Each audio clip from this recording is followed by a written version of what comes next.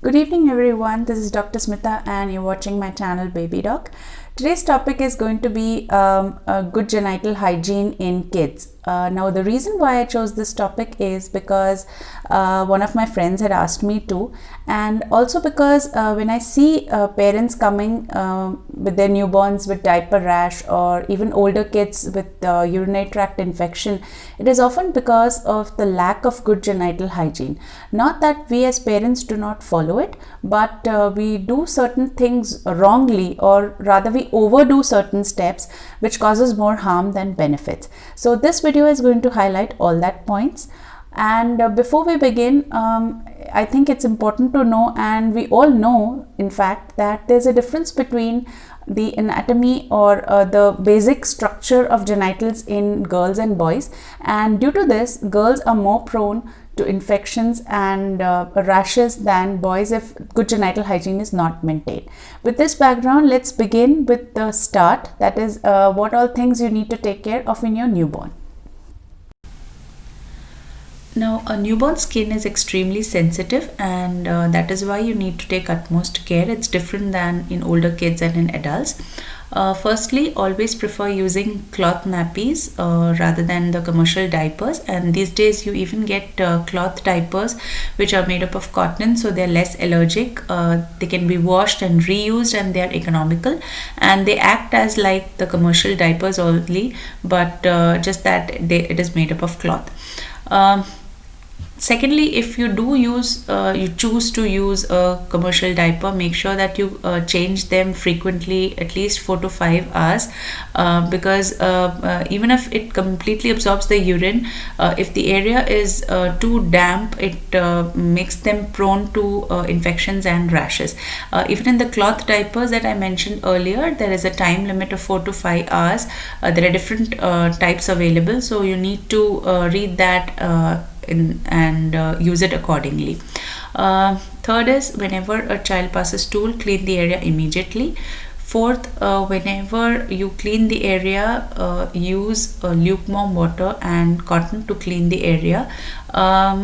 Even if you use wipes, make sure you clean the area with water afterwards. Do not use excessive hot or cold water because the skin is sensitive, as I mentioned.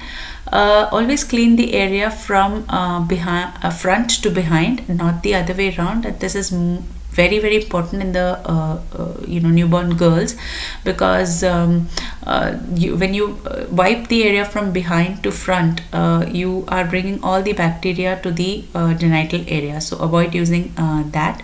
Do not use excessive soap to clean the area. Even if you use a very mild baby soap, and there should be no traces of soap remaining once you've cleaned the genital area. Avoid using excessive powders in that area, which is a practice we commonly follow, and this is something which you need to take care in the older kids also, because the powders contain chemicals and it can cause an allergic reaction. Also, it can one in the newborn period, when you've used a lot of powder and you're using a cloth diaper or commercial diaper, the urine and the powder mixes, and it sort of creates a home for bacteria to grow, so avoid using that. Even if you use creams and moisturizers in the winter months, especially around the genital area and thighs, let them absorb completely before you change the diaper or nappy. And last but not the least, if your child does develop a rash after following utmost care, also do not use antifungal powders and creams without your pediatrician's consult. So the key point in maintaining good genital hygiene in newborns is that you have to keep the area as dry as possible. Now, in older kids, it's much easier to maintain good genital hygiene because they've become toilet trained, and the frequency of urine and stool is not as much as in the first couple of years.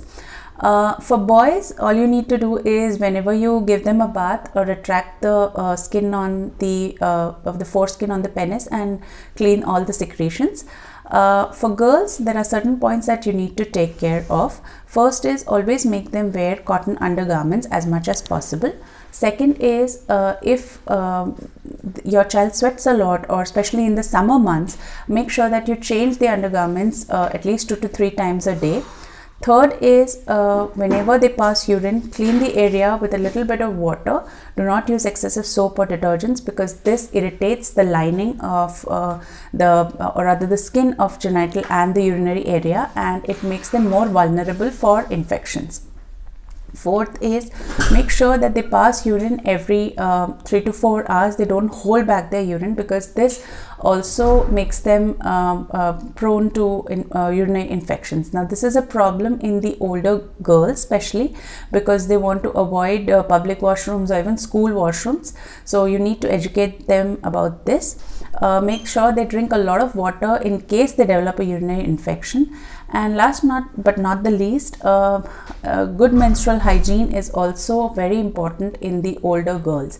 Now that is a separate topic which I'm not going to elaborate on in this video, but you can find beautiful videos by leading gynecologists on good menstrual hygiene.